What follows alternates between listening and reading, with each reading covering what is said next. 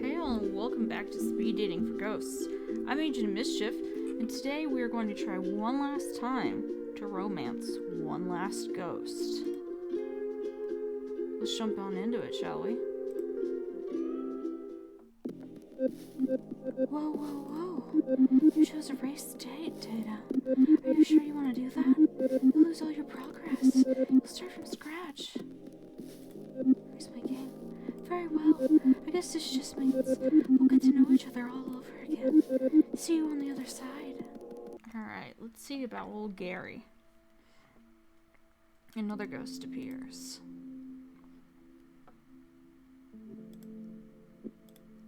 The ghost says nothing, only stares.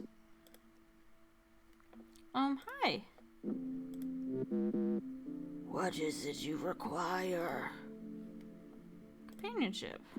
You will not receive companionship from me. I bring only pain, like a memory that haunts, like a curse. Who are you? My name, I am unknowable, the shadow of a shadow. You can call me Gary. That is who I was, who I used to be. Tell me about Gary.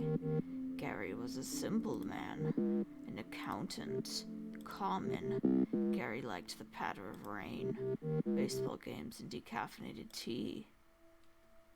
I miss the little things too. They are gone. Gary is gone. What happened? The ghost's eyes grow wide. He breathes in deeply, remembering something horrible. I'm sorry. Do not be sorry. Sorry is reserved for those who are not. I still feel the blade, the life draining out, emptied, an empty space, where once there was something, now cobwebs, a draft. I'm so sorry, Gary. Do not be sorry. Gary is gone. The bell rings. Your time with Gary is over. He lifts up his fragile frame and shambles over the next table. What is he looking for?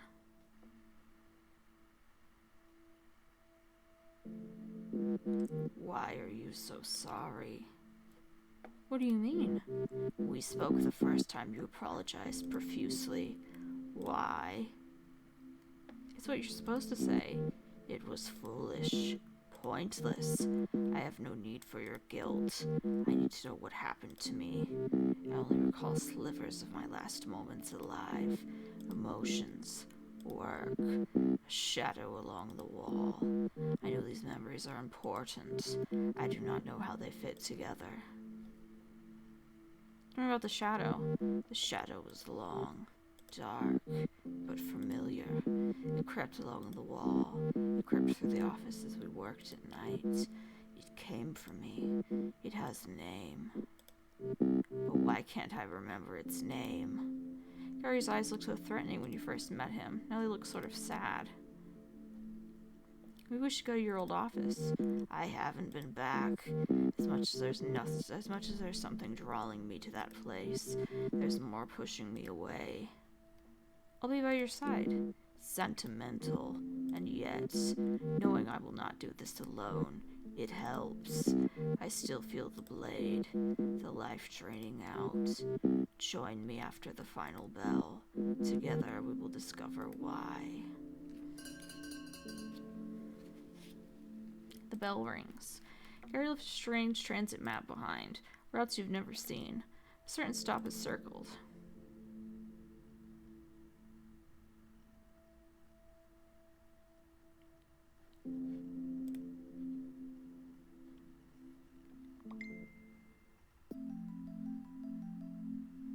You arrived at the bus stop where Gary asked to meet. The last bus went by hours ago. Still, there are other ghosts, waiting for something. One natters to herself like a squirrel. Another is on the ground, arms around his knees, rocking back and forth. The third ghost is his back turned, staring silently into the darkness. It's Gary. Oh, his little bow tie. He is wearing a bow tie. I wore a bow tie. You look nice. I wish to look respectable. One must look respectable when meeting one's end, even for the second time. Also, I thought you would like it. I love it. Gary smiles, briefly. We're going to the place where I died, the office where I worked as an accountant, under the tracks, where the trains grind and the walls shake, the dead end of a crooked drive. Sounds spooky. Yes, spooky. Dim purple light washes over Gary's face. The dead of night bus has arrived. This bus is not sanctioned by any city. Its driver is a wisp, a fragment of a broken spirit, trained to perform repetitive tasks. You and the other ghosts get on the bus. There is no fare. We've all paid the price. I enjoy the weird ghost lore in this game. I want a game that is, I want another game that's part of this series, where we just learn more about all these ghosts and the lore and what it's like to be a ghost in this universe. I enjoy this game a lot. The office is just as I remember it. I sat in that corner.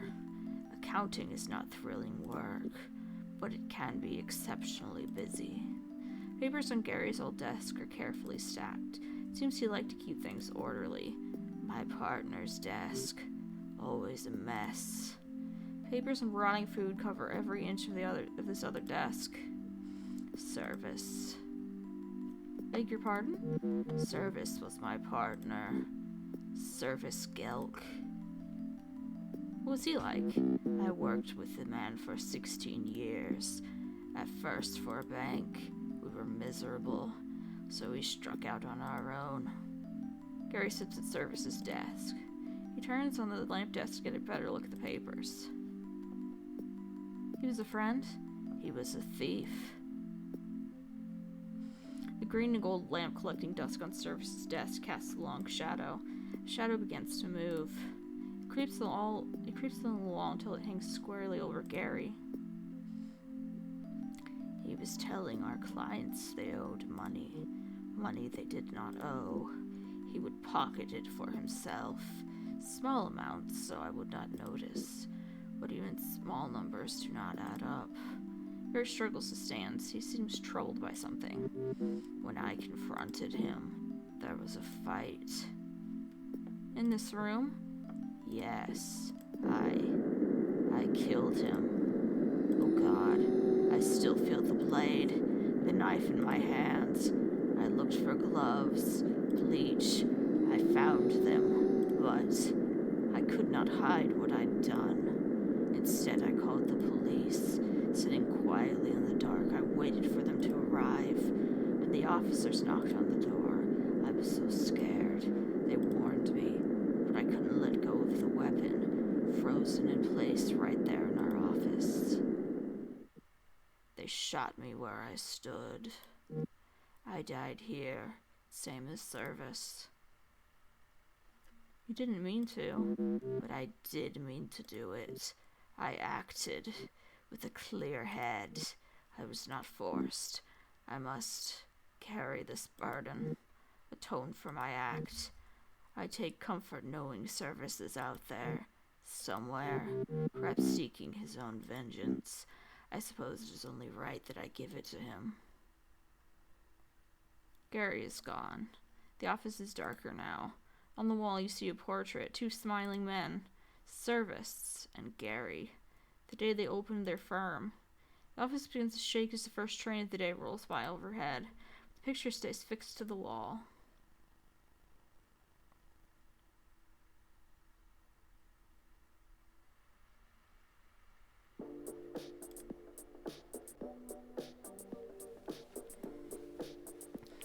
Gary, Spirit of Vengeance, years alive, 1961 to 2016. Cause of death, gunshot wound to the chest. Gary worked hard to live a noble life. He saw money as the root of most problems, and his accounting practice is a way to help people live with a little less worry. While Gary kept few friends, those who knew him cherished his honesty and quiet humor. College roommate once affectionately described him as a bran muffin hold the butter.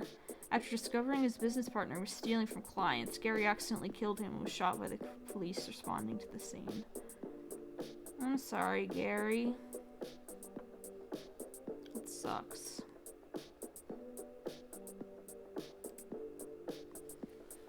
well, anyways, thank you all for checking out this series. It's a great game.